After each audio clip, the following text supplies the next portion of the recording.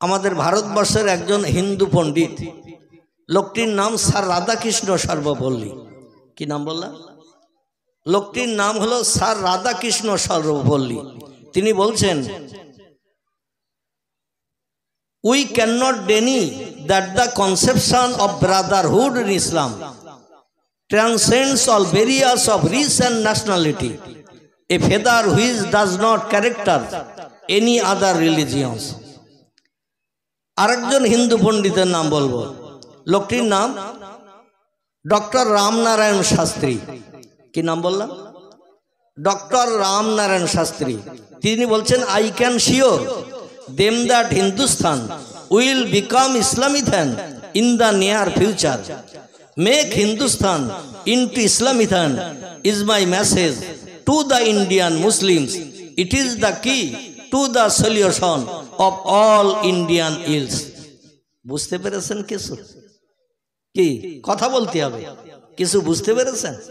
আচ্ছা, এভাবে যদি আমি 10-15 মিনিট, মানে খ্রিস্টানীদের মাতৃভাষা সেটা হলো ইংরেজি, মানে ইংল্যান্ড, আমেরিকা, জাপান, জার্মানের মানুষ ইংরেজিতে কথা বলে। এভাবে যদি 10-15 মিনিট আমি ইংরেজি কথা বলি, তো আপনারা কেউ বসবেন? কি বসবেন? বল, বেকার ঠান্ডার শীতের সময় পৌষ মাসের শেষে এইখানে বসে না থেকে বাড়ি যেয়ে অন্তত কম্বল মুড়ি দেই। ঠিক না বল? কম্বল মুড়ি দিলে লাভ হবে। কারণ হুজুর বোধহয় 2-4 গ্লাস খেয়ে এসেছে, কি যে বক বক করে বসতেছে কিচ্ছু বুঝতে পারছি না। ঠিক কি না? কারণ আমাদের মাতৃভাষা বাংলা। বাংলায় কথা বললে আমরা যতটা বুঝতে পারি, আরবিতে কথা বললে বুঝতে পারবো কি পারবো? আরবিতে কথা বললে বুঝতে পারবো না। ইয়া আইয়ুহান নাস আল উলুমু ফি সাইরিল আলামে কাসিরুন কাইলমুল ইনক্লিজিয়া ওয়া ইলমুল জিওগ্রাফিয়া ওয়া ইলমুল হিসাবিয়া ওয়া গায়রুহুম হাল কুল্লুহুম নূরুন লাবাল ইলমুল কোরআন ওয়া ইলমুল ফিকহ ওয়া ইলমুল হাদিস ওয়া হুম নূর। বুঝেছেন কিছু? কথা বলে কিছু বুঝতে পারেনি, এর বাংলা করে বলতে হবে, তারপরে আপনার মগজে কিছু ঢুকবে। ঠিক কি না?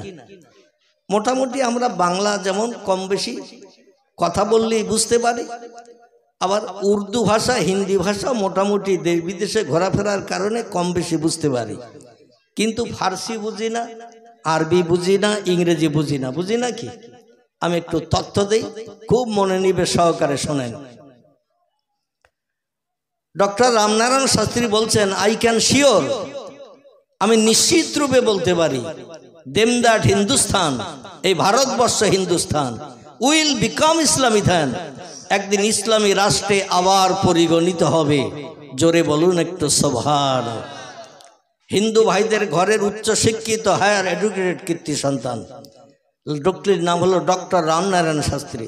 তিনি বলছেন, আই ক্যান শিওর, আমি নিশ্চিত রূপে বলতে পারি, দেম দ্যাট হিন্দুস্তান, এই ভারতবর্ষ হিন্দুস্তান, উইল বিকাম ইসলামিথান, আবার একদিন ইসলামী রাষ্ট্রে পরিগণিত হবে। ইন দ্য নিয়ার ফিউচার, খুব বেশি দেরি নয়, খুব তাড়াতাড়ি হিন্দুস্তান হিন্দু রাষ্ট্র থাকবে না, ইসলামী রাষ্ট্রে পরিগণিত হবে। জোরে বলুন একটু সুবহান। আজকের ভারতের মুসলমানদের উপরে কম বেশি অত্যাচার হচ্ছে না? হচ্ছে না? মসজিদ ধ্বংস থেকে শুরু করে, মসজিদ ধূলিসাৎ থেকে শুরু করে, মুসলমানদের ধর্মীয় আইন কানুনের উপরে আজ বিধর্মীদের অত্যাচার, উৎপীড়ন, নির্যাতন হচ্ছে না? হচ্ছে না? একটা বিধর্মী যদি voter card, I card, Aadhaar card না থাকে, তবু তারা এদেশে থাকার সুযোগ পাবে। কিন্তু একটা মুসলমানের যদি আই কার্ড পুড়িয়ে যায়, ভোটার কার্ড যদি পানিতে নষ্ট হয়ে যায়, কিংবা বর্ষার পানি পড়ে যদি নষ্ট হয়ে যায়, আপনি যদি ডকুমেন্ট দেখাতে না পারেন, IT card, I card, Aadhaar card যদি দেখাতে না পারেন, তো আপনারে বর্ডার পার করে, বনগা বর্ডার কিংবা ঘোষাডাঙ্গা বর্ডার পার করে বাংলাদেশে পাঠিয়ে দেবে না? দেবে না? আমি গত সপ্তাহ 1.5 হয়েছে, 1.5 সপ্তাহ বোধ হয় ওই রকম হবে সম্ভবত, আমি গিয়েছিলাম আসামে গিয়েছিলাম। কোথায় বললাম? আসাম। জেলাটির নাম হলো দরং জেলা। কি নাম বললাম? দরং জেলা। দরং জেলা। তো সেখানে যাওয়ার পরই থানায় আমাকে প্রথম, ওদের বাড়িতে নিয়ে যাওয়ার আগে আমাকে প্রথম থানায় হাজির করেছে, নিয়ে গেছে কর্তৃপক্ষরা। আমি বললাম, এখানে কি? আপনাদের বাড়িতে কখন যাবেন? বলে, হুজুর এখানে একটু কাজ আছে। কি কাজ? বলছে, আপনি আই কার্ড, আধার কার্ড এনেছেন? আমি বললাম আপনারা তো আনতে বলেননি। তো বলছে কিছু আনেনি। আমি বললাম আমি আধার কার্ড নিয়ে এসেছি, এয়ারপোর্টে ওখানে না দেখালে তো এয়ারপোর্টে ঢুকতে দেবে না, এই জন্য আধার কার্ড নিয়ে এসেছি। বলে আই কার্ডটা পাওয়া যাবে না, মানে ভোটার কার্ড, ওটা পাওয়া যাবে না। আমি বললাম ছোটো ছেলে বাড়ি আছে, মেসেজ করে দিতে বললে হয়তো দিতে পারবে। এখন মোবাইলে সুযোগ হয়েছে, আপনার কাছে কাগজপত্র কিছু না থাকলেও মোবাইলে ও বাড়ির যে কাগজপত্র আছে সেগুলো সঙ্গে সঙ্গে ওরা যারা কপি দিয়ে দিতে পারে। আমি বললাম ছেলেরে বললে দিতে পারে। বলে হুজুর একটু লাগবে। আমি বল কেন? বলছে আপনাকে এখন নিয়ে এসেছি থানায়। আমি বলে কী জন্য লাগবে? তা বলে গত 3 দিন আগে আমাদের এই আসাম রাজ্যে মাদ্রাসা তো বন্ধ করে দিয়েছে, মানে কোরআনি মাদ্রাসা যত ছিল সরকারি সব মাদ্রাসা ব্যান করে দিয়েছে। এখন জেনারেল এডুকেশনের স্কুল চলছে মাদ্রাসায়, মাদ্রাসাগুলো সব জেনারেল এডুকেশন 5, 6, 7, 8, 9, 10 এইভাবে ক্লাস চলছে। ইংরেজি বাংলা মাধ্যমের আরবি যত মাদ্রাসা ছিল, সিনিয়র মাদ্রাসা হাই মাদ্রাসা সব সরকার বন্ধ করে দিয়েছে। তবে গত 3 দিন আগে আমাদের আসাম রাজ্যে গরু জবাইও বন্ধ হয়ে গেছে। কি বন্ধ হয়েছে? আমি যেদিন গিয়েছিলাম তার 3 দিন আগে। বলে 3 দিন আগে বিশ্ব শর্মা, হেমন্ত বিশ্ব শর্মা, ইনি হচ্ছেন বর্তমান আসামের মুখ্যমন্ত্রী, উনি ঘোষণা করে দিয়েছে ভারতবর্ষের বিভিন্ন অঙ্গরাজ্যে সুরাট, মিরাট, রাজস্থান, গুজরাট, উত্তরপ্রদেশ, বিহার, তামিলনাড়ু, কর্ণাটক, কেরালা বাদ আছে, এছাড়া যত রাজ্য আছে 3টে রাজ্য ছাড়া পশ্চিমবাংলা এবং কেরল, এই কটা জায়গায় গরু জবাই চলছে এখনো, কিন্তু আসামেও চলছিল। সেটাও আমি যেদিন গিয়েছিলাম তার 3 দিন আগে বন্ধ হয়ে গেছে। এই জন্য আপনি এসেছেন পশ্চিমবাংলা থেকে, এখন এখানকার মুসলমানদের আবার আপনি উস্কানি দিয়ে ঝামেলা পাকিয়ে দেবেন। এই জন্য আপনার voter card, IT card, I card সব দেখাতে হবে, তারপর আপনার জলসা করার পারমিশন। আগে বললে আমি আসতাম না। বলে আগে বলে তো আমি আসতাম না। বলে হুজুর 16,000 টাকা দিয়ে 2টো টিকিট করে দিছি, আর আপনি আসবেন না তো আমাদের টিকিট 2টো তো নষ্ট হয়ে যাবে, 16,000 টাকা নষ্ট হয়ে যাবে। তারপর আপনার নাম পাবলিসিটি করেছি, হ্যান্ডবিল করেছি, আবার ওরা একটা সেই দিয়েছে আমার, কি বলে ওরে, আমার নাম ঠিকানা, আমি পশ্চিমবাংলার মানুষ, যাই হোক মালনা টানা দিয়ে আমার বাড়িতে আছে, কাঁচের ভিতরে রাখা আছে, মানে ওটা দিয়েছে ওরা। হুজুর এই সবগুলো করিয়ে এনেছি, আপনি জলসা করবেন, আর যদি না আসেন তাহলে আমাদের বক্তা আপনার জায়গায় কেউ ওয়াজ করবে, আর আপনার জলসা শোনার জন্য তো এসেছে এলাকার দূরে মানুষ, পশ্চিমবাংলার বক্তা হুজুর এসেছে। আর তো যাই হোক কত সময় থাকতে হবে? বলে হুজুর কিছু সময় বসেন, আমরা একটু স্যারের দেখাই আসি। দেখি আবার ওরা ওখানে ডকুমেন্ট পত্র সব দেখিয়ে টেকে নিয়ে তারপর বাড়িতে নিয়ে চলে গেল। বর্তমান এখন আসামে গরু জবাই বন্ধ, ত্রিপুরায় চলছে। আমি গত ডিসেম্বর 30 তারিখ, এই যে ডিসেম্বর গেল, ডিসেম্বর 30 তারিখে গিয়েছিলাম, 31 তারিখে বাড়ি ফিরলাম। ত্রিপুরায় গিয়েছিলাম, সেখানেও বন্ধ, মানে কিছুদিন আগে থেকে। তবে তারা মুসলিম মেজরিটি এলাকা যেখানে আছে সে জায়গায় মোটামুটি চুরিদারি করে গরু টরু জবাই করে খাচ্ছে। আমাদের পশ্চিমবাংলা আপাতত সেই জিনিসটা নাই। সরকার বললো কে কি খাবে না খাবে ওটা সরকার নির্বাচন করবে না, ওটা ব্যক্তিগত তাদের ব্যাপার। জোরে বলুন একটু সুবহানাল্লাহ। তো সেখানে গেলাম, প্রোগ্রাম করলাম, পরের দিনে বাড়ি আসলাম। তো এখন যে কোনো রাজ্যে, মানে যেখানে মুসলমানদের উপরে অত্যাচার, উৎপীড়ন, নির্যাতন চলছে, সেসব তো জায়গায় বক্তারা বক্তৃতা করতে গেলে তাদের I card, Aadhaar card, IT কার্ডের জেরক্স দিতে হচ্ছে। সরকার যেন যখন তখন আপনার বক্তব্যের ভিতরে কোনো উস্কানিমূলক বক্তব্য থাকলে সরকার যেন যখন তখন আপনার অ্যারেস্ট করতে পারে, ধরতে পারে। এই জন্য ওরা কাগজপত্র, ডকুমেন্ট পত্র, ফোন নম্বর পর্যন্ত নিয়ে নিচ্ছে। জোরে বলুন একটু নাউজুবিল্লাহ। আমার ভাইরা, কিন্তু তাদেরই ঘরের কীর্তি সন্তান, আমি যেটা আপনাদের কাছে বলতে চাচ্ছিলাম, তাদেরই ঘরের উচ্চ শিক্ষিত কীর্তি সন্তান, যাদের ব্রেন মগজ খুব ছাপ ছিল, তারা বলছেন মেক হিন্দুস্তান, তৈরি করো এই ভারতবর্ষ হিন্দুস্তানকে ইনটু ইসলামী ফ্যান, ইসলামী রাষ্ট্রে পরিগণিত করো। ইজ মাই মেসেজ, এটা আমার দাবি, এটা আমার কথা টু দ্য ইন্ডিয়ান মুসলিমস। ও ভারতের মুসলমানেরা, তোমাদের কাছে আমার একটাই দাবি, একটাই কথা, যত তাড়াতাড়ি পারো হিন্দুস্তানকে ইসলামী রাষ্ট্রে পরিগণিত করো।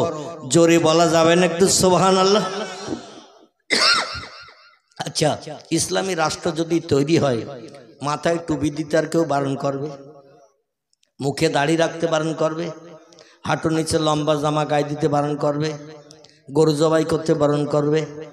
হিন্দুর ঘরের ছেলে বলছেন যত তাড়াতাড়ি পারো, ইজ মাই মেসেজ, এটা আমার দাবি, এটা আমার কথা, টু দ্য ইন্ডিয়ান মুসলিমস, ও ভারতের মুসলমানেরা, তোমাদের কাছে আমার একটাই দাবি, একটাই কথা, যত তাড়াতাড়ি পারো এই ভারতবর্ষ হিন্দুস্তানকে ইসলামী রাষ্ট্রে পরিগণিত করো। জোরে বলুন আবার একটু সুবহানাল্লাহ।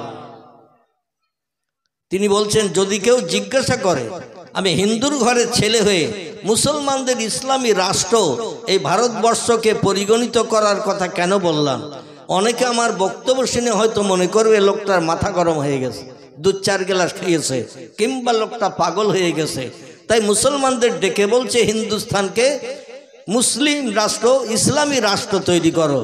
আমি তাদের মগজের দুশ্চিন্তা দূর করার জন্য ডক্টর রামনারায়ণ শাস্ত্রী আমি বলছি, ইট ইজ দ্য কি, এটা হলো তার একটাই মাত্র উপায়, এটা হলো তার একটাই মাত্র চাবি, to the solution of all Indian else.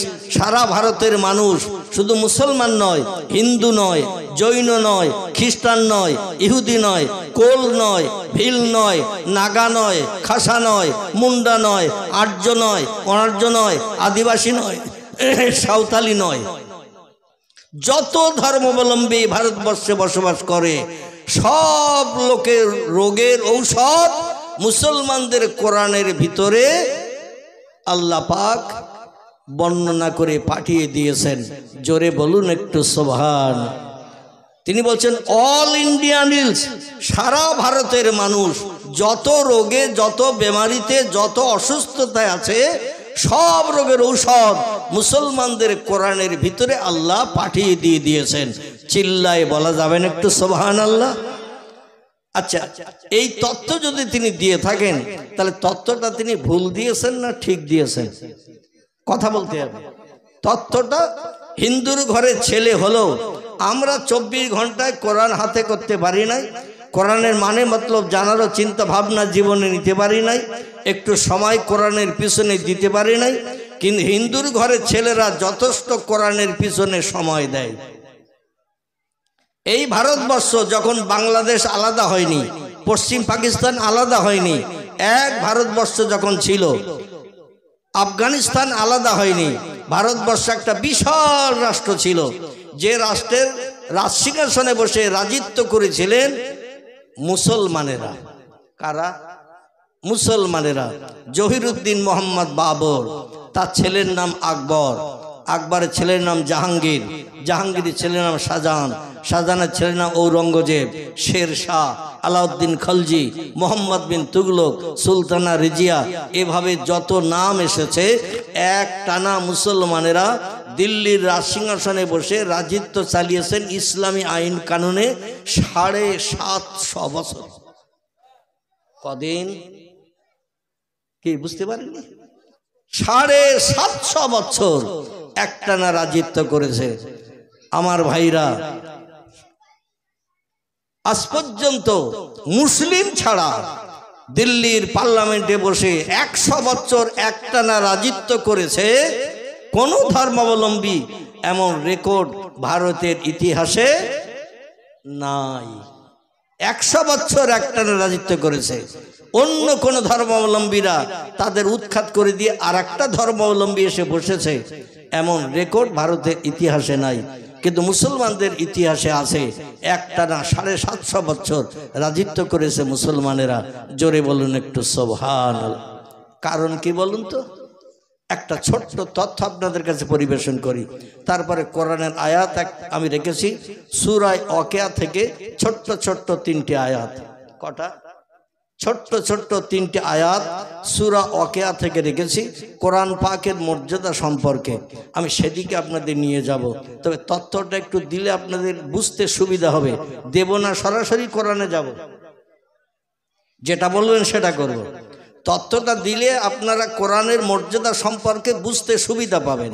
আর যদি বলেন না হুজুর সরাসরি কোরআনের আয়াতে যান, তাহলে কোরআনের যে আয়াত পড়ে আপনাদের আল্লাহু আকবার বলতে বলেছিলাম আমি সেদিকে চলে যাব। এখন তথ্যটা দিয়ে বলবো, তথ্যটা দেব। আমাদের মুসলমানের একটি ছেলে, তার নাম হলো স্যার সৈয়দ আহমদ। কি নাম বললাম? ইতিহাসে তার জীবনী লিপিবদ্ধ আছে। লোকটির নাম স্যার সৈয়দ আহমদ। তিনি দিল্লির আলিগড়ে একটা বিশ্ববিদ্যালয় বানিয়েছিল। স্যার সৈয়দ আহমদের বানানো একটা বিদ্যালয় তিনি বানিয়েছিলেন, এখনো আছে দিল্লিতে। জায়গাটির নাম হলো আলিগড়। কি নাম বললাম? আলিগড়। খুব ভালো করে শুনবেন, আলিগড়। এই বিশ্ববিদ্যালয়টা এত বড়, এত এরিয়া, যেমন সৌদি আরবের আরাফাত বলে একটি জায়গা আছে, নাম শুনেছেন? আচ্ছা, আরাফাতে কি হয় বলুন তো? আরাফাতে, আরে ভুল হলে তা তো বলবেন। আমি তো বসেছি এখানে সংশোধনের জন্য, আর আমি যদি তথ্য দিতে যে কোনো ভুল বলে বসি, আপনারা ক্যাট করে ধরে নিয়ে তথ্যটা জানিয়ে দেবেন, তাহলে আমারও মগজের সংশোধন হয়ে যাবে, ঠিক কি না? একটা তথ্য সবাই জানে?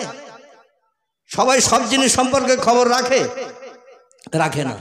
এই জন্য আপনাদের মগজে এমন কিছু তথ্য আছে যেটা আমার সারা ব্রেন ঘুটলেও পাওয়া যাবে না। আর আল্লাহ অধমের ব্রেনে টুকটাক যা রেখেছেন, আপনাদের অনেকের ব্রেনে সেটা নাই, ঠিক কি না? এই জন্য একে অপরের থেকে শিক্ষা নিতে হয়।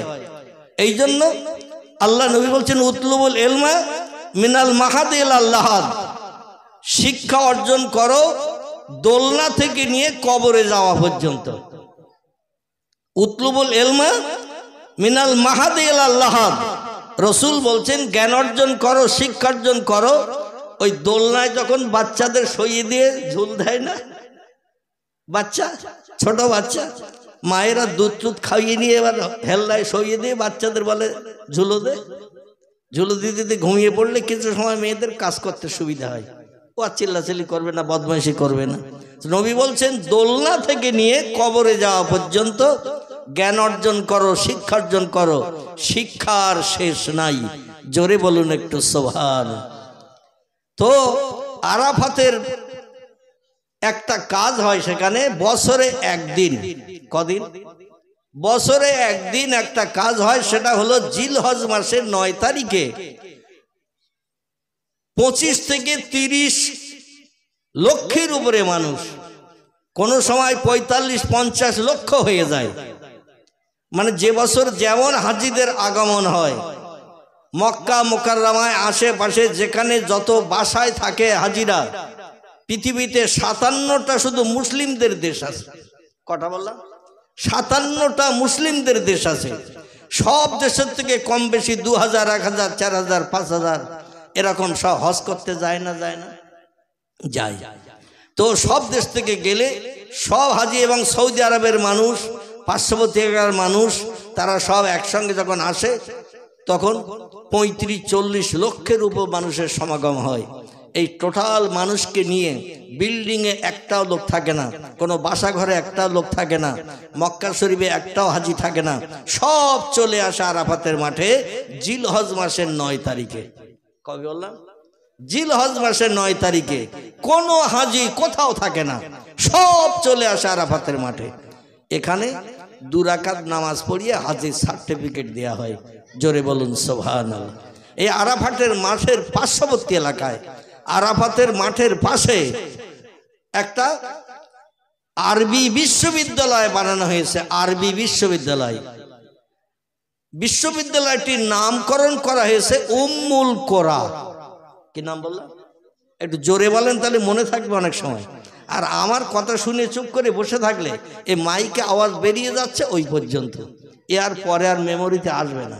তো মুখে যদি উচ্চারণ করেন কিছু সময়ের জন্য থাকবে মেমোরিতে। এই বিশ্ববিদ্যালয়টির নামকরণ করা হয়েছে উম্মুল কোরা। কি নাম বললাম? উম্মুল কোরা। এই বিশ্ববিদ্যালয়টা এই মাথা থেকে ও মাথা পর্যন্ত পায়ে হেঁটে দেখতে গেলে একদিন সময় লেগে যায়। কদিন? একদিন। কারণ মুসলমানের এতদিন এত বড় বিশ্ববিদ্যালয় পৃথিবীর কোনো দেশে বানায় নাই। এরা জানতো বাপ মরে গেলে কোরআন শরীফ খতম করতে হয়, মা মারা গেলে কোরআন শরীফ খতম করতে হয়, কবরের পাশে যে লাশ দাফন করে আল্লাহর কাছে দোয়া করে কোরআন শরীফের মোনাজাত করতে হয়, এবং শবে বরাতে এক খতম পড়ি মৃত ব্যক্তির জন্য বকশিয়ে দিতে হয়। কোরআন শুধু মৃত ব্যক্তিদের বকশানোর জন্য, মৃত ব্যক্তিদের আত্মার কল্যাণের জন্য দোয়া মাগফিরাত করতে হয়, মসজিদে নামাজ পড়তে গেলে সূরা কেরাত পড়তে হয়। কোরআন এই কাজের জন্য এসেছে। কিন্তু ডক্টর রামনারায়ণ শাস্ত্রী বলছেন ইট ইজ দ্য কি, এটা হলো তার একটাই মাত্র চাবি, এটা হলো তার একটাই মাত্র উপায় to the solution of all Indian ills. সারা ভারতের মানুষ যত রোগে বেমারিতে অসুস্থতায় আছে সব রোগের ঔষধ কোরআনের ভিতরে আল্লাহ ঢুকিয়ে দিয়েছেন। জোরে বলুন সুবহানাল্লাহ। তাহলে এখানে একজন উচ্চশিক্ষিত হিন্দু পণ্ডিতের কথা মোতাবেক আমরা বুঝতে পারছি যে কোরআন শুধু মৃত ব্যক্তির জন্য দোয়া করার জন্য নয়, মসজিদে শুধু নামাজ পড়ার জন্য নয়, কোরআন রোগ বেমারি থেকে ট্রিটমেন্টের জন্য ওষুধ হয়ে এসেছে। জোরে বলুন সুবহানাল্লাহ। আমার ভাইরা, যখন তাম ভারতবর্ষ বিশাল এরিয়ার ভারতবর্ষ ছিল, আফগানিস্তান ভারতে ছিল, পাকিস্তান ভারতে ছিল, বাংলাদেশ ভারতে ছিল, শ্রীলঙ্কা পর্যন্ত ভারতের আন্ডারে ছিল, এই সময়ে প্রথম বাংলা ভাষায় কোরআন অনুবাদ করেছিলেন যিনি, প্রথম বাংলা ভাষায় কোরআন লিখলেন যিনি, কারণ কোরআন হলো সৌদি আরবের ভাষা। কোথাকার ভাষা? সৌদি আরবের ভাষা। ওরা আরবিতে কথা বলে, ওদের মাতৃভাষাই আরবি। এই সৌদি আরবের ভাষা এখানে বর্ণনা করলে পড়লে আমরা কেউ বুঝতে পারবো না যত সময় বাংলায় অনুবাদ না করা হবে।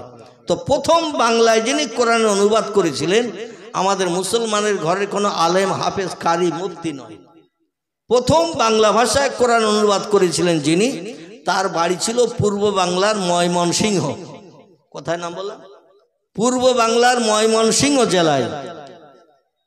এই লোকটি কোনো মুসলমানের ঘরের ছেলে নয়, এ ছিল একটা হিন্দুর ঘরের ছেলে। আমার ভাইরা, তিনি গিরিশচন্দ্র সেন বলে তার নাম। কি নাম বললাম? গিরিশচন্দ্র সেন। কোন মুসলমান কোরআন বাংলায় অনুবাদ করেনি, প্রথম বাংলায় অনুবাদ করেছিলেন গিরিশচন্দ্র সেন, হিন্দুর ঘরের ছেলে। তাহলে কোরআন না পড়লে, কোরআনের মানে মতলব না জানলে ও কোরআন বাংলায় অনুবাদ করতে পারবে? তারপর আরেকজন ব্যক্তির নাম বলি, তার নাম আচার্য বিনয়া ভাবে। কি নাম বললাম? আচার্য বিনয়া ভাবে, একজন হিন্দুর ঘরের ছেলে। সে বাংলায় কোরআন অনুবাদ করলো। কারণ কোরআন যে মহামূল্যবান সম্পদ, সোনা দানা হিরে জহরত মণি মাণিক্য থেকেও কোরআনের দাম বেশি না কম? আমরা তো বুঝি না। কোরআন কাগজে ছাপানো, দাঁড়িপাল্লায় ওজন করলে 500-700 কি 1 কেজি হবে, ব্যাস এই। কিন্তু তারা বলছেন দুনিয়ার সমস্ত সম্পদের থেকে কোরআনের দাম বেশি। পয়গম্বর মুহাম্মদ রাসূলুল্লাহ বলছেন, তামাম পৃথিবীর সোনা দানা হিরে জহরত মানি মাণিক্য কাঞ্চন, যত দামি দামি গুঁড়ো গুঁড়ো পাথরের দাম কোটি কোটি টাকা, এই পাথরগুলো যদি দাঁড়িপাল্লার একদিকে চাপানো হয় আর কাগজে লেখা কোরআন যদি আর একদিকে চাপানো হয়, মণি কাটা কোন দিকে ঝুঁকবে?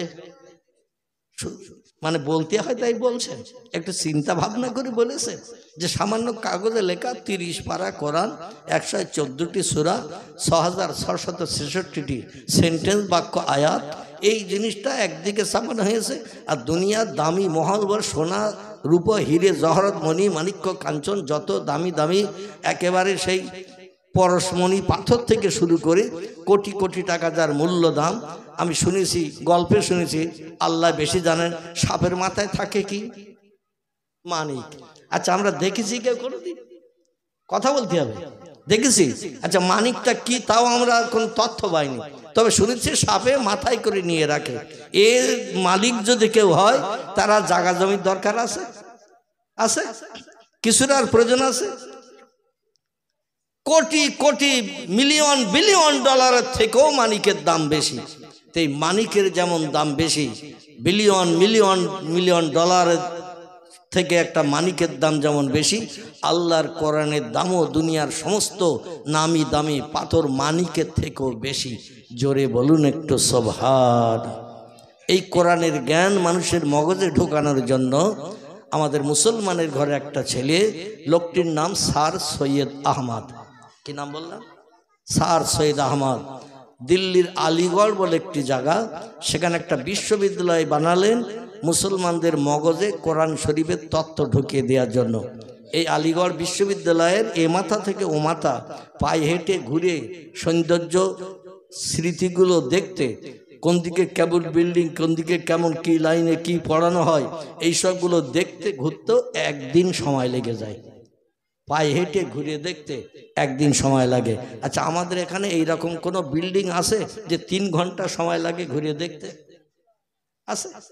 2-5 মিনিট 10 মিনিটের ভিতরে দেখা হয়ে যাবে না? যাবে না? এত বড় বিশ্ববিদ্যালয় বানালেন স্যার সৈয়দ আহমদ মুসলমানদের মগজে আল্লাহর কোরআনের জ্ঞান ঢুকানোর জন্য। জোরে বলুন সুবহানাল্লাহ। তবে বর্তমান দুর্ভাগ্যের সঙ্গে একটা তথ্য আপনাদের কাছে দিই, এখন সে আলিগড় বিশ্ববিদ্যালয় মুসলিম শূন্য, মুসলমানেরা পড়াশোনা করতে যায় না। তা ইহুদি খ্রিস্টান থেকে শুরু করে বিদেশিরা এই আলিগড় বিশ্ববিদ্যালয়ে এসে জ্ঞান অর্জন করে, শিক্ষা অর্জন করে, বড় বড় ডিগ্রি নিয়ে তারা আপন আপন দেশে যে বড় বড় হায়ার এডুকেটেড চাকরিজীবী হয়ে তারা তাদের দেশে চাকরি করছে। মুসলমান পড়তে যায় না, মুসলমান ছাত্র পাচ্ছে না। কারণ মুসলমানেরা এরা পছন্দ করে একটা কাজ, সে কাজটা হলো কাদামাখা কাজ। কি কাজ? মুসলমানেরা কাদামাখা কাজ পছন্দ করে। তার কারণ হলো মুসলমানরা চাষবাসটা পছন্দ করে বেশি। আমাদের পয়গম্বর মুহাম্মদুর রাসূলুল্লাহ সাল্লাল্লাহু আলাইহি সাল্লাম জানিয়েছেন, সংসারের উন্নতির 10 ভাগের 9 ভাগ হলো ব্যবসায়। খুব ভালো করে শোনেন, সংসারের উন্নতির 10 ভাগের 9 ভাগ হলো ব্যবসায়, আর সংসারের উন্নতির 1 ভাগ হলো চাষে। ক ভাগ? আচ্ছা, আমাদের পয়গম্বরের কথা মিথ্যা তো নাকি? কোরআনের কথা যেমন সত্য, আমাদের পয়গম্বরের কথাও তেমন সত্য। যদি কেউ বলে মোহাম্মদের এই কথাটা মেনে নেওয়া যাচ্ছে না, বর্তমান জ্ঞানের যুগে মোহাম্মদ একটা ভুল তত্ত্ব দিয়েছে, ইসলাম শরীয়তের ফতোয়ার কেতাব মোতাবেক লোকটা কাফের হিসাবে বিবেচিত হবে। আর কাফেরের ঠিকানা কোথায় হবে?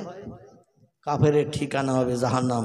এই জন্য কোরআনে যত তথ্য লেখা আছে, পয়গম্বর মুহাম্মদুর রাসূলুল্লাহ সাল্লাল্লাহু আলাইহি সাল্লামের জবানিতে যত হাদিস লিপিবদ্ধ আছে, কম বেশি 3.5 লক্ষের মতো। কতটা বললাম? 3.5 লক্ষের মতো নবীর জবানি হাদিস সহিহ হাদিসের কেতাবের ভিতরে লিপিবদ্ধ আছে। একটা হাদিস কেউ যদি বিশ্বাস করতে আপত্তি দর্শায়, লোকটা কাফের সাব্যস্ত হবে, আর এর ঠিকানা হবে জাহান্নাম। আল্লাহ যেন আমাদের সকলকে হেফাজত করেন। সকলে বল আমিন, জোরে বলুন আমিন। এই আলিগড় বিশ্ববিদ্যালয়ের একটি তথ্য আমি আপনাদের কাছে পরিবেশন করি, কোরআনের আয়াতের দিকে এগিয়ে নিয়ে যাব। আলিগড় বিশ্ববিদ্যালয় তখন রমরমিয়ে চলছে। আমার ভাইরা, স্যার সৈয়দ আহমদের প্রতিষ্ঠিত আলিগড় বিশ্ববিদ্যালয় মুসলমানদের ঘরের কীর্তি সন্তান। মুসলমানদের শিক্ষিত করার জন্য, মুসলমানদের জ্ঞানী করার জন্য, আল্লাহর কোরআনের জ্ঞান মুসলমানদের মগজে ঢোকানোর জন্য এই বিশ্ববিদ্যালয়টা প্রতিষ্ঠা করেছিলেন। আর মুসলমানেরা তখন ওখানে পড়াশোনা করত, মুসলমানেরা বানিয়েছে বলে। ভিন ধর্মাবলম্বীরা ওখানে শিক্ষা নিতে যেত না, বল মুসলমানদের ধর্মগ্রন্থ কোরআনের শিক্ষা হবে, আমরা কোরআন শিখে কি লাভ করবো, ওখানে পড়বো না। কেউ আলিগড় বিশ্ববিদ্যালয়ে বিধর্মীরা পড়তে যেত না। এই রকম সময় ওখানে হায়ার এডুকেটেড উচ্চ শিক্ষিত চাকরিজীবী যারা ছিল, যারা চাকরিজীবী ছিল, সুপারিনটেন্ডেন্ট ছিল, অধ্যক্ষ ছিল, অধ্যাপক ছিল, নামি দামি শিক্ষিত মানুষ যারা ছিল, মাঝে মধ্যে এলাকার মানুষ কোনো দরখাস্তে সই করার জন্য, কোনো কাজের ডকুমেন্ট হিসাবে আলিগড় বিশ্ববিদ্যালয়ের উচ্চ শিক্ষিতদের কাছে ভাইস চ্যান্সেলর যারা ছিল, প্রফেসর যারা ছিল, অধ্যক্ষ ছিল, সুপারিনটেন্ডেন্ট ছিল, বিশ্ববিদ্যালয়ের হেড অফ দি ডিপার্টমেন্ট, এনাদের কাছে অনেকে দরখাস্ত নিয়ে যেত, অনেকে কোনো জিনিস নিয়ে যেত, একটু সই করে দেন স্যার, অমুক অফিসে জমা দেব। আর বিশ্ববিদ্যালয়ের হেড অফ দি ডিপার্টমেন্ট যিনি প্রধান, এনার সই করা কাগজ কোনো জায়গায় জমা দিলে অন্য শিক্ষকেরা বা শিক্ষিত ব্যক্তিরা ওতে আর কোনো দ্বিধাদ্বন্দ্ব করত না। সঙ্গে সঙ্গে সেটা অ্যাটেস্টেড করে দিয়ে দিত, যে উদ্দেশ্যে এসেছো সই করতে করে নিয়ে এসেছো, তোমার কাজ সফল হবে, কারণ তোমরা আসল জায়গা থেকে সই করে নিয়ে এসেছো। আর যিনি সই করতেন তিনি দেখে শুনে সই করতেন, যে কোনো বাজে কাগজে সই করতেন না। দুইজন হিন্দু যুবক ওই আলিগড় বিশ্ববিদ্যালয়ের সিঁড়ির ধাপের মুখে চলে গেছেন। সিঁড়ির ধাপের মুখে যে চিন্তা ভাবনা করছেন, এখন উপরেতে উঠতে হবে। ভাইস চ্যান্সেলর যিনি আছেন, হেড অফ দি ডিপার্টমেন্ট এই টোটাল বিশ্ববিদ্যালয়ের, তিনি তো দোতলায়, ওনার আলাদা অফিস রুম আছে, সেইখানে তো যেতে হবে। আর গেছে দুইজন এক সাইকেলে চেপে, কিসে সাইকেলে চেপে গেছেন। সাইকেল এখনকার সময় না, এখান থেকে অন্তত 100 বছর আগের কথা।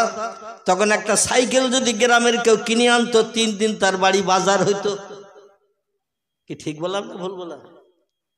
এখান থেকে 80-90 বছর আগে যদি একটা সাইকেল কেউ গ্রামে কিনে আনতো, কিরাম হেঁটে যেতে হবে না, গাড়ি চেপে যাওয়া যাবে, তাড়াতাড়ি পৌঁছানো যাবে। কিরাম গাড়ি পয়সা খরচ হয় না, চল একটু দেখে আসি। এই গ্রাম সে গ্রাম হতে হতে 10-20 কিলোমিটার দূরেরও মানুষ শুনলে তারাও আসতো।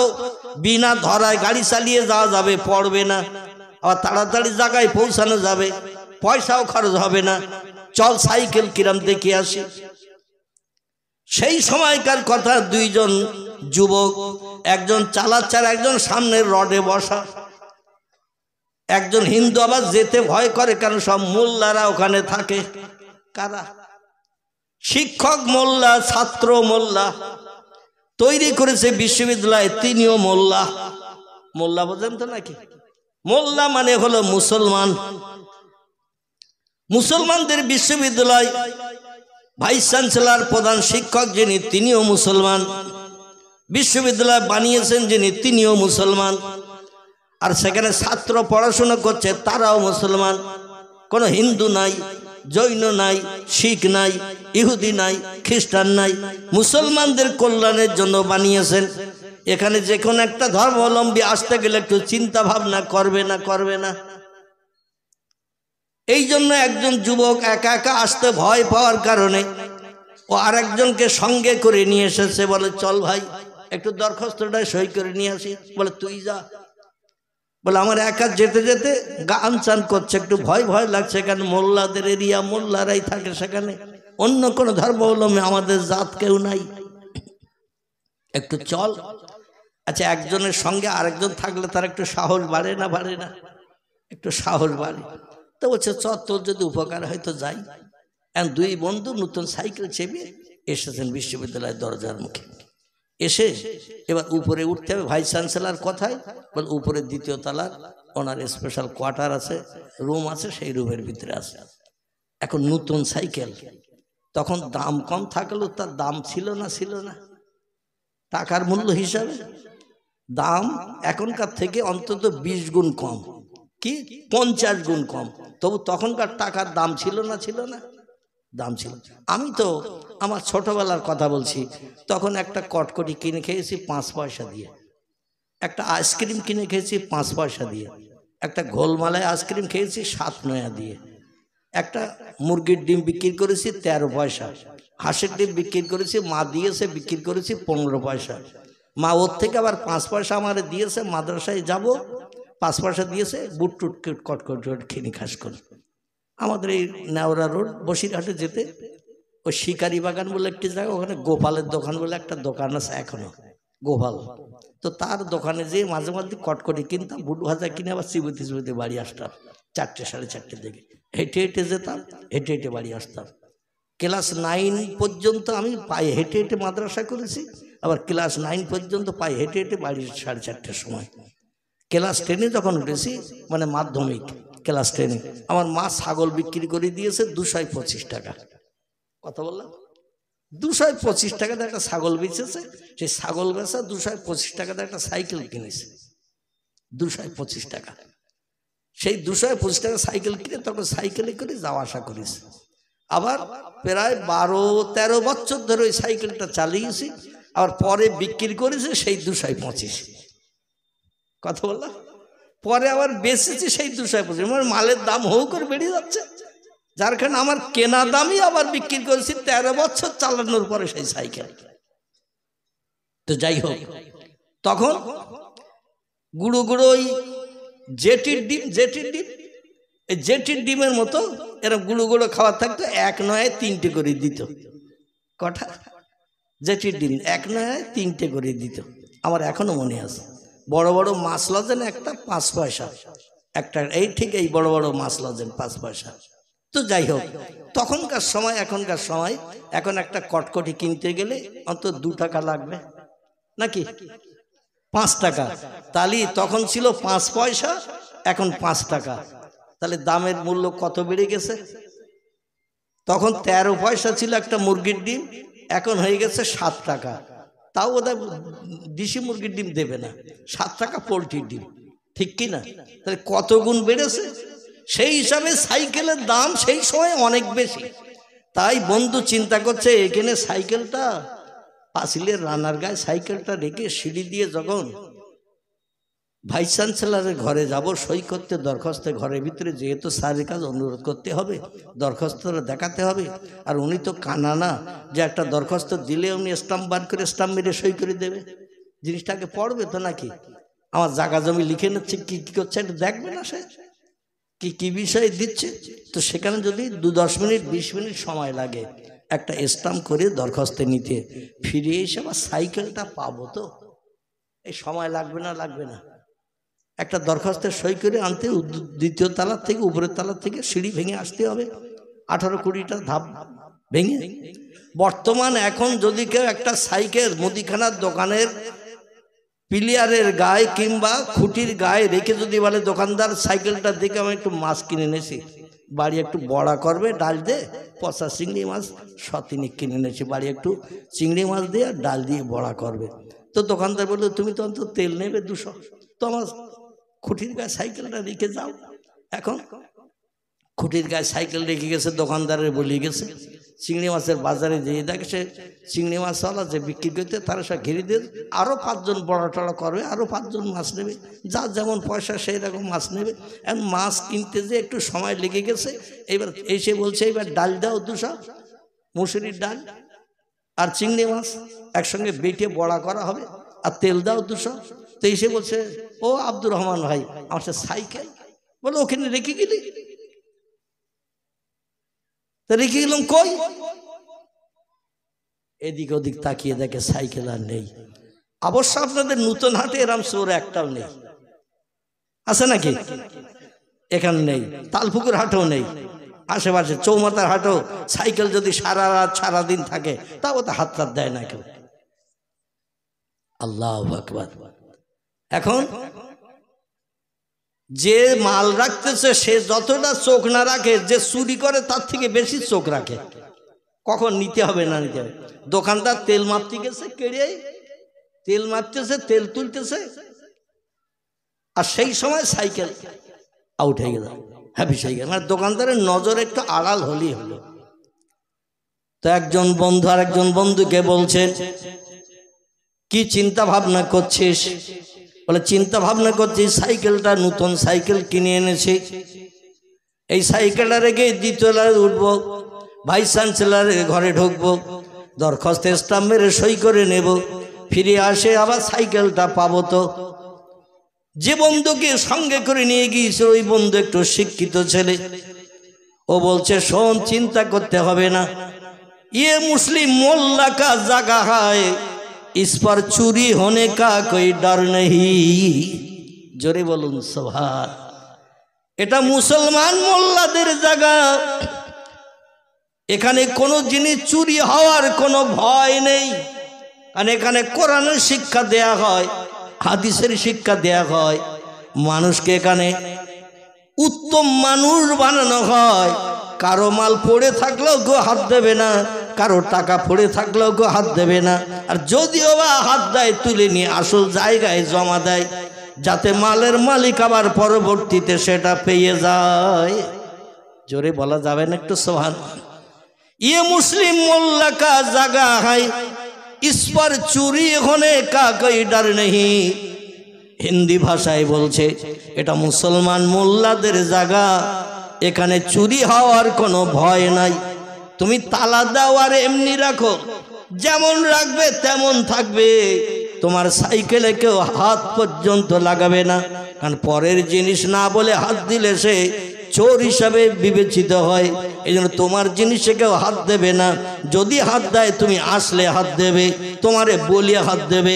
কেমন সাইকেল একটু দেখি, একটু চালিয়ে দেখি নতুন সাইকেল, কিন্তু মালিক না পাওয়া পর্যন্ত মুসলমানেরা কারো মালে হাত পর্যন্ত দেবে না। আচ্ছা, সেই মুসলমান আমরা এখন আসি তো নাকি? কথা বলেন। সেই মুসলমান আমরা এখন আর নাই।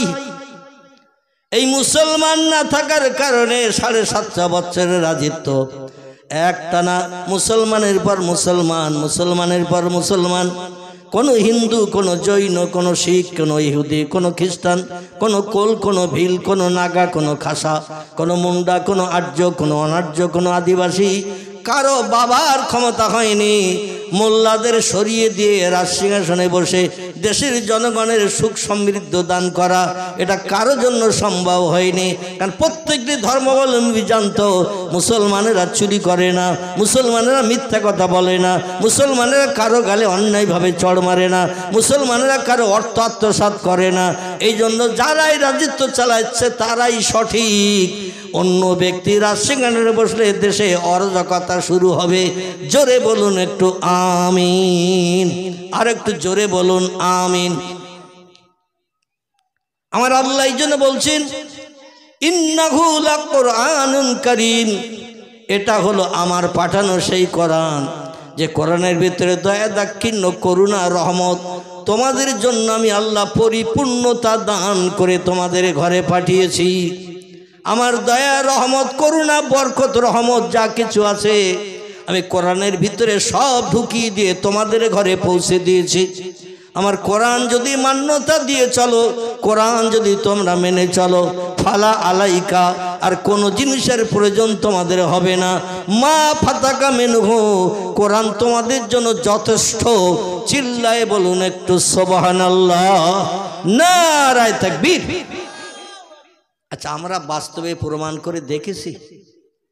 আল্লাহ তো বললেন আমার কোরআনের ভিতরে আমি পরিপূর্ণতা দিয়ে দয়া, দাক্ষিণ্য, রহমত, করুণা, বরকত যা কিছু আমার আছে সব কোরআনের ভিতরে ভরে দিয়ে তোমাদের ঘরে পাঠিয়েছি। আমরা কেউ কোনোদিন প্রমাণ করেছি? আল্লাহ বলছেন ও বান্দারা, বাস্তব জীবনে কোরআনের তথ্যগুলো যদি তোমরা তোমাদের জীবনের সঙ্গে প্রতিফলিত করতে চাও, তবে আমার কোরআনের কিছু আইন কানুন তোমরা আগে শুনে নাও। খুব ভালো করে শুনে নেবে। আমার কোরআনের কিছু আইন কানুন তোমরা ভালো করে শুনে নাও। আল্লাহ বলছেন ও বান্দারা তোমরা শোনো, লা ইয়ামাসসুহু ইল্লাল মুতাহহারুন, কোরআনের থেকে যদি কোনো বিপদ মুসিবতের সমস্যায়, রোগের শরীর অভাবে যদি কিছু সাহায্য পেতে চাও, আমার কোরআনের মাধ্যম দিয়ে যদি তোমরা সমস্যার সমাধান পেতে চাও, দুনিয়ায় সুখী জীবন গঠন করতে চাও, তাহলে কিছু তথ্য শোনো। তথ্য কি? আল্লাহ বলছেন লা ইয়ামাসসুহু ইল্লাল মুতাহহারুন, অত সময় পর্যন্ত আমার কোরআনে তোমরা হাত দেবে না, আমার কোরআনের থেকে জ্ঞান অর্জন করতে যাবে না, কোরআনের থেকে ঔষধ কালেকশন করতে যাবে না, কোরআনের থেকে সমস্যার সমাধানের জিনিস বার করতে যাবে না, যত সময় না পর্যন্ত তোমরা পবিত্রতা অবলম্বন করবে। কোরআনের থেকে কিছু যদি বার করতে চাও, ওষুধ পেতে চাও, সমস্যার সমাধান পেতে চাও, আমি আল্লাহ আমার দয়া, রহমত, করুণা, বরকত যদি পেতে চাও, আমার কোরআনের মাধ্যম দিয়ে যদি জ্ঞান অর্জন করে সেটা বাস্তবে রূপদান করতে চাও, প্রথম নম্বর কাজ হলো লা ইয়ামাসসুহু, অত সময় পর্যন্ত আমার কোরআনে তোমরা হাত দেবে না, কোরআন স্পর্শ করবে না, ইল্লাল মুতাহহারুন, যত সময় পর্যন্ত তোমার দেহটা পবিত্র না বানাবে। আচ্ছা, আপনাদের কাছে জিজ্ঞাসাবাদ করি, বেদ পড়তে গেলে উযু করতে হয়, গোসল করতে হয়? বেদ, পুরাণ, গীতা, ভগবত, রামায়ণ, মহাভারত, জেন্দাবাস্তা, গ্রন্থ সাহেব, মনুসংহিতা, উপনিষদ, বাইবেল, এ সমস্তগুলো পড়তে গেলে কি ওযু করার দরকার আছে? আচ্ছা, গোসল করার দরকার আছে? কোন ধর্মগ্রন্থ কি তথ্য দেশে? যে স্বামী স্ত্রী মিলন করে আমি বাইবেল আমার গায়ে হাত দিতে পারবে না, মদ খেয়ে আমি বেদ, আমি পুরাণ, আমার গায়ে হাত দিতে পারবে না, আমার থেকে জ্ঞান নিতে পারবে না। ঘুম থেকে উঠে আমি জিন্দাবাস্তা ত্রিপিটক, আমাকে স্পর্শ করতে পারবে না। শুধু তাই নয়, পেশাব করে পায়খানা করে তুমি পবিত্রতা অবলম্বন না করে আমি জিন্দাবাস্তা গ্রন্থ সাহেব ত্রিপিটক আমার গায়ে হাত দিতে পারবে না। এরকম কোনো তথ্য কোনো ধর্মগ্রন্থের লেখা আছে? কোনো ধর্মগ্রন্থ উচ্চ শিক্ষিত ব্যক্তি ধর্মগ্রন্থের তথ্য দিয়ে এরকম কোনো বক্তব্য আজ পর্যন্ত রাখতে পেরেছে যে পেশাব করে হাত দেওয়া যাবে না, পায়খানা করে হাত দেওয়া যাবে না, ঘুম থেকে উঠে হাত দেওয়া যাবে না, স্বামী স্ত্রী মিলন করে হাত দেওয়া যাবে না, দেহ ফ্র্যাকচার হয়ে রক্ত বেরিয়ে গেলে হাত দেওয়া যাবে না, এরকম কিছু বলেছে? আমাদের ধর্মগ্রন্থ কোরআনের 27 পারা, সূরাটির নাম হলো সূরাতুল ওয়াকিয়া। কি নাম বললাম? সূরাতুল ওয়াকিয়ায় আল্লাহ বলছেন, আমার কোরআনের মাধ্যম দিয়ে সব সমস্যার সমাধান যদি পেতে চাও, কারো কাছে যদি হাত পাতার প্রয়োজন তোমরা মনে না করো, আমার কোরআন যদি তোমাদের জন্য যথেষ্ট হিসাবে তোমরা বিবেচনা করে নাও, প্রথম নম্বর কাজ হলো আমার কোরআন স্পর্শ করে জ্ঞান নিতে গেলে আগে তোমাদের পবিত্রতা অবলম্বন করতে হবে, নাপাক দেহ পাক করতে হবে। আচ্ছা, কোরআনে এমন তথ্য নেই এরকম কোন জিনিস আপনাদের জানা আছে যে এই বিষয়ে তথ্যটা কোরআনে নেই? আছে কিছু? কি কথা বলেন? একেবারে অতীতকাল থেকে নিয়ে ভবিষ্যৎকাল পর্যন্ত পৃথিবীতে মানুষ যতদিন আসবে, যতদিন মরবে, এই দুনিয়া যতদিন থাকবে, নতুন কোন তথ্য কোরআনের দরকার নাই। জোরে বলুন সুবহানাল্লাহ। আল্লাহ হলেন সব জ্ঞানীদের সেরা জ্ঞানী, আল্লাহু আলিমুন বিজাতিস সুদূর। আল্লাহ বলছেন আমি বান্দার অন্তরের গোপন খবরও রাখি, এবং আমি আল্লাহ আমার মতো জ্ঞানী আর কেউ নেই। ওমা উতীতুম মিনাল ইলমি ইল্লা কালিলা।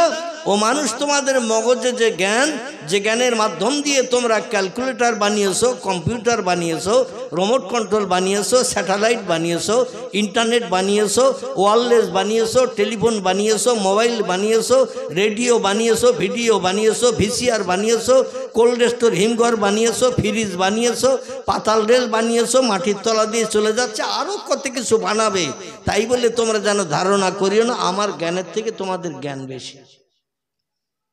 আল্লাহ বলছেন তোমাদের মগজের জ্ঞান হলো আমি আল্লাহ আমার জ্ঞানের কাছে সামান্যতম, ইল্লা কালিলা, সামান্যতম একটুখানি জ্ঞান তোমাদের মগজে দিছি। আমি আল্লাহ হলাম অসীম জ্ঞান রাশির মালিক, তোমাদের জ্ঞান আমার জ্ঞানের কাছে সসীম সীমিত জ্ঞান, একটুখানি জ্ঞান। এই একটুখানি জ্ঞান নিয়ে আমার সঙ্গে যেন পাল্লা দিতে এসো না, পাগল হয়ে মরে যাবে। জোরে বলুন সুবহানাল্লাহ। আমার কোরআন ভবিষ্যৎকালের মানুষের জন্য যথেষ্ট, নতুন কোনো তত্ত্ব ঢোকানোর দরকার হবে না। তবে শোনো, এই কোরআনের জ্ঞান নিয়ে যদি পৃথিবীতে সেরা জ্ঞানী হতে চাও, আল্লাহ বলছেন লা ইয়ামাসসুহু ইল্লাল মুতাহহারুন, আগে পবিত্রতা অবলম্বন করো, নাপাক দেহে কোরআন হাত দিও না।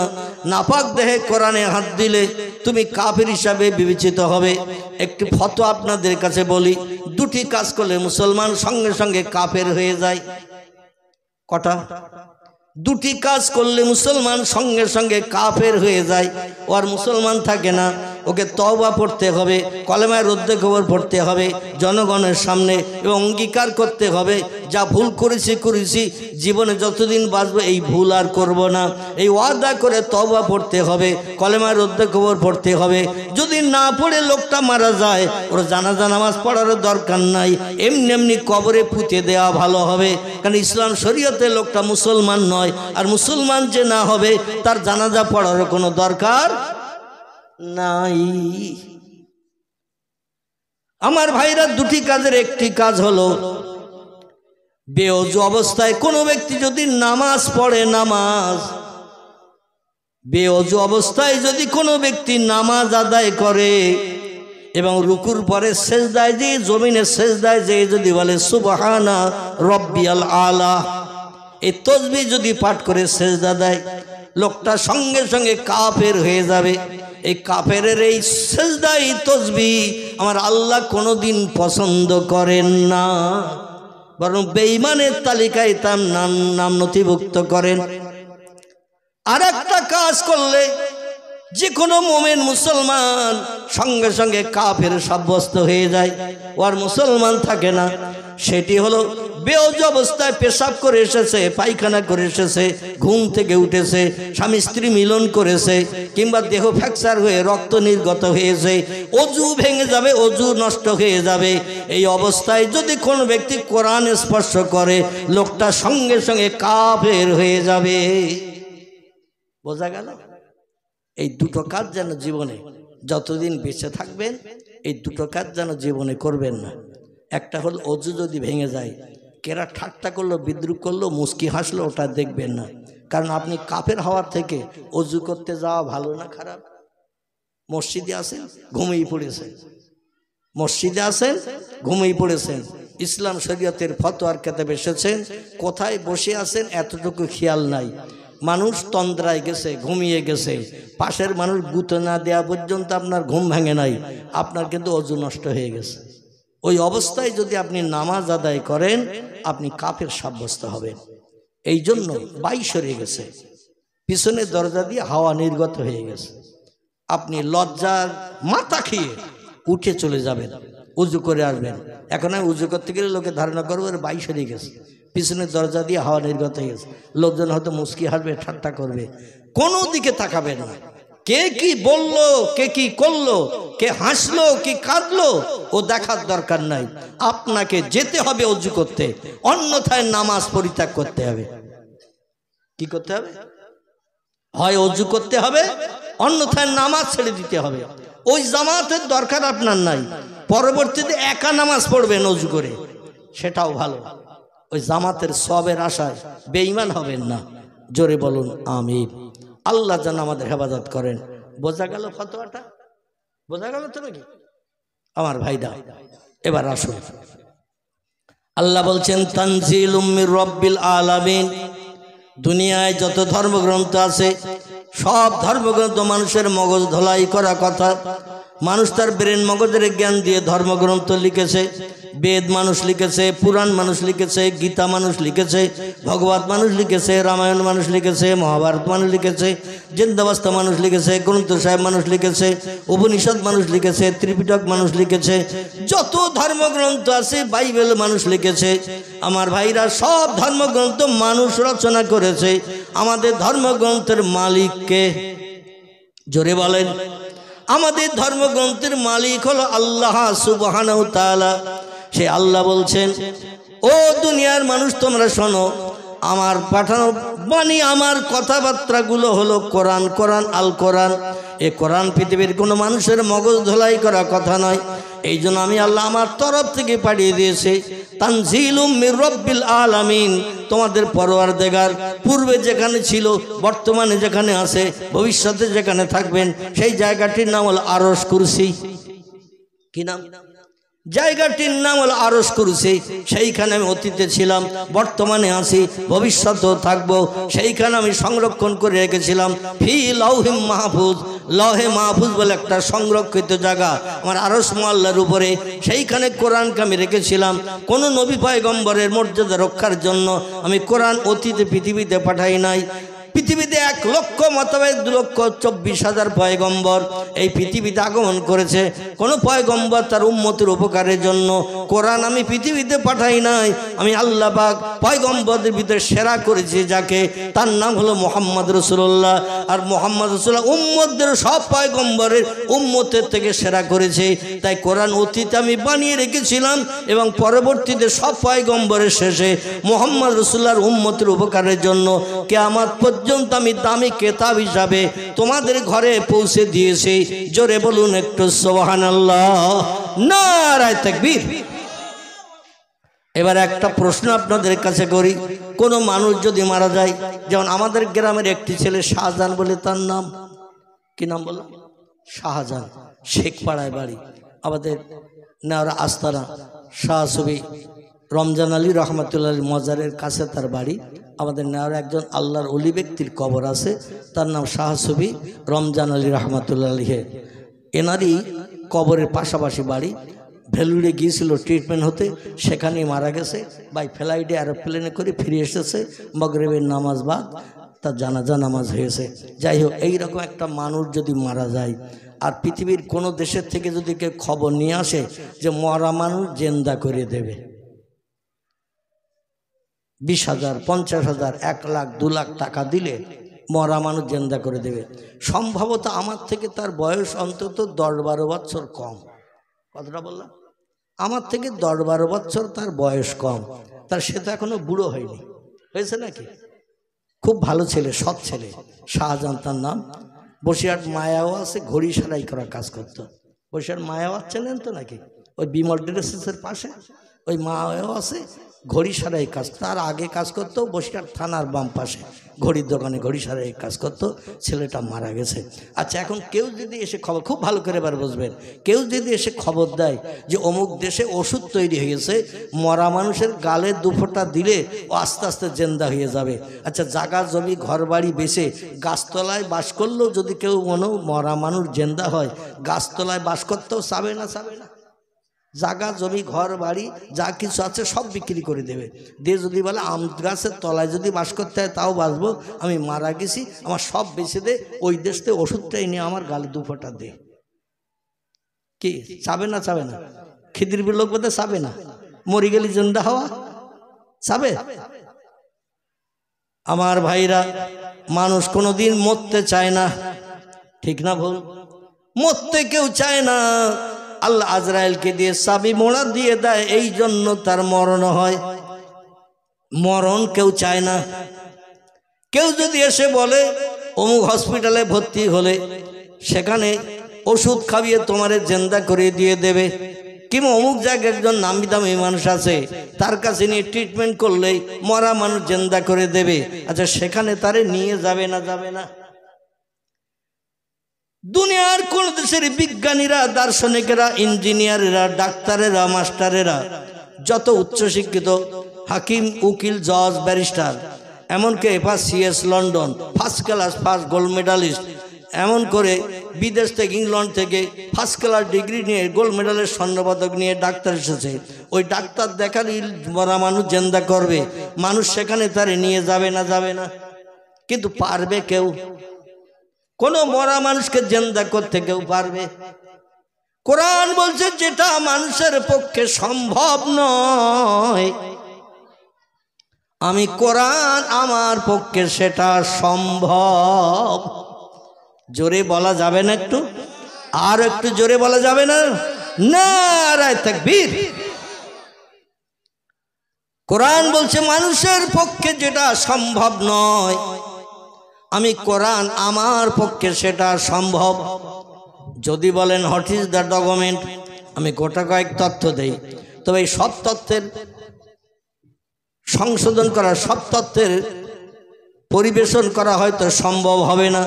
পরবর্তী বক্তা ইতিমধ্যে এসে যাবে হয়তো ইনশাল্লাহ। তবে যতটা পারি আমি আপনাদের কাছে তথ্য পরিবেশন করি। দেখতে দেখতে 1.5 ঘন্টার প্রায় কাছাকাছি হতে গেল। সূর্যকে যদি পৃথিবীর কোন দেশের বিজ্ঞানীদের, দার্শনিকদের, রাষ্ট্রনেতাদের বলা হয় পূর্ব থেকে উদয় করে পশ্চিমে প্রতিদিন যায়, কোন দেশের বিজ্ঞানীদের, দার্শনিকদের, ইঞ্জিনিয়ারদের, প্রধানমন্ত্রী, মুখ্যমন্ত্রী বা রাষ্ট্রনেতা, যাদের পাওয়ার হাই পাওয়ার, এদের যদি বলা হয় সূর্য পশ্চিমে উদয় করো, পূর্বে অস্তমিত করো, আজ পর্যন্ত কেউ পেরেছে? ভবিষ্যতে পারবে? দুনিয়ার কোন দেশের বিজ্ঞানীদের, দার্শনিকদের, ইঞ্জিনিয়ারদের, ডাক্তারদের, মাস্টারদের যদি বলা হয়, উচ্চ শিক্ষিতদের, ব্যারিস্টারকে, হাকিমকে, জজকে, উকিলকে যদি বলা হয় রাতের বেলা দিন করো, দিনের বেলা রাত করো, পারবে কেউ? আর বেশি তথ্য আজ আর দেব না, কারণ আমি শেষ পর্যন্ত যেতে পারবো না। তবে 3টে তথ্য আপনাদের কাছে দিলাম। কটা? 3টে। একটা হলো মরাকে জিন্দা করতে কেউ পারবে না, রাতকে দিন করতে কেউ পারবে, দিনকে রাত করতে কেউ পারবে, সূর্যকে পশ্চিমে উদয় করে পূর্ব দিকে কেউ ডুবাতে পারবে, উত্তরে উদয় করে দক্ষিণে কেউ ডুবাতে পারবে? পারবে না। এই তিনটি তত্ত্ব কোরআন বলছি, ও পৃথিবীর মানুষ, যেটা মানুষের পক্ষে সম্ভব নয় সেটা আমার পক্ষে সম্ভব। তাহলে কোরআনের দাম আছে না নাই? তবে এখন নাই। ঠিক বললাম না ভুল বললাম? এখন নাই, এই জন্য